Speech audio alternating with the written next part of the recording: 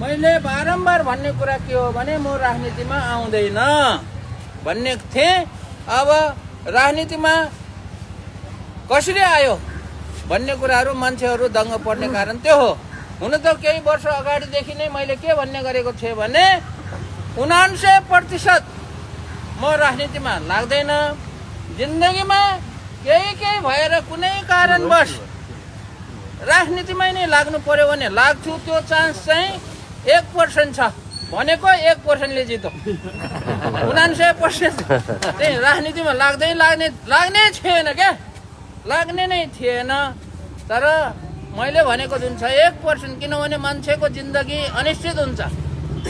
कोही मान्छेको जिन्दगी पनि निश्चित हुँदैन। जिन्दगीमा नहुने कुराहरू पनि आइपर्छ, सोच्दै नसोचेको कुराहरू आइपर्छ, नगर्नुपर्ने नसोचेको कुराहरू पनि गर्नुपर्छ। आफ्नो लागि होइन, राष्ट्रको लागि, जनताको भलाइको लागि म चाहिँ तपाईँहरूले जेसुकै सुन्नुहोस्, राजनीतिमा आएको भनेर सोचे नि सोच्नुहोस् होइन। अनि यो चाहिँ एउटा यो प्रतिनिधि सभाको सदस्य बनेर सांसदमा चाहिँ जान आएको, आफ्नो भलाइको लागि आएको भनेर कसैले नसोच्नुहोस्। म मेरो भलाइको लागि आएको होइन, जनताको भलाइको लागि आएको हो। र मैले अस्तिदेखि नै भनिरहेको छु, 4 गतेसम्म मैले चाहिँ राजनीतिमा आउने कुरा सोचेको थिएन। यो संसदको के अरे यो चुनावमा चाहिँ भाग लिने मैले 4 गतेसम्म सोचेको थिएन। सबैलाई म हुँदैन भनेकै हो। अब किन 4 गते सोचे मैले भन्दाखेरि त्यसको कहानी बताउँछु। तपाईँहरूले राम्रोसँग ध्यान दिएर सुन्नु होला र कुरा बुझ्नु होला। 4 गते अचानक के भयो भन्ने कुरो। मन्त्री भएपछि मैले 2 महिनासम्म के प्रयास गरेँ भने नेपालको शिक्षामा सुधारको लागि नयाँ कदमहरू चाल्न प्रयास गरेँ।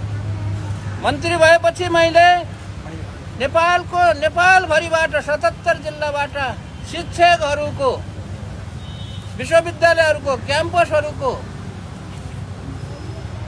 सिटिबिटीको भोकेसनल ट्रेनिङ प्रोग्रामहरूको बारेमा जनताहरूले मलाई गुनासो गर्न थाले। फोनबाट गुनासो के गर्यो भन्दाखेरि त्यहाँ भएको बेस्थिति, अस्तव्यस्तताको बारेमा चाहिँ सर्वसाधारणले फोन गर्न थाले।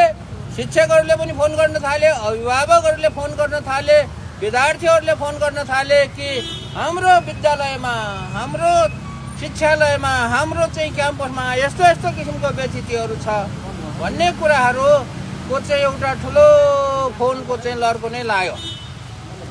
अनि त्यही कुराहरूलाई, यस्तो किसिमको समस्याहरूलाई कसरी गर्ने भनेर मैले विज्ञ साथीहरूसँग सरसल्लाह गर्दाखेरि, युनिभर्सिटीका विज्ञ साथीहरूसँग सरसल्लाह गर्दाखेरि, स्कुल तहका, विद्यालय तहका शिक्षक साथीहरूसँग सरसल्लाह गर्दाखेरि र भोकेसनल ट्रेनिङका विज्ञ साथीहरूसँग सरसल्लाह गर्दाखेरि के थाहा पायो भने ऐन कानुन र केही नियमावलीहरूमा परिवर्तन नगरिकन चाहिँ यो चाहिँ सुधार गर्न गाह्रो रहेछ। किनभने त्यो जुन ऐन कानुन छ, नियमावलीहरू छ, कार्यविधि छ, मापदण्डहरू छ, त्यसैलाई देखेर चाहिँ विभिन्न किसिमको बेस्थिति हुँदो रहेछ भन्ने कुरो मैले थाहा पाएँ। र त्यसलाई चाहिँ सुधार गर्नको लागि मैले विषयहरूको टोली बनाइदिएँ।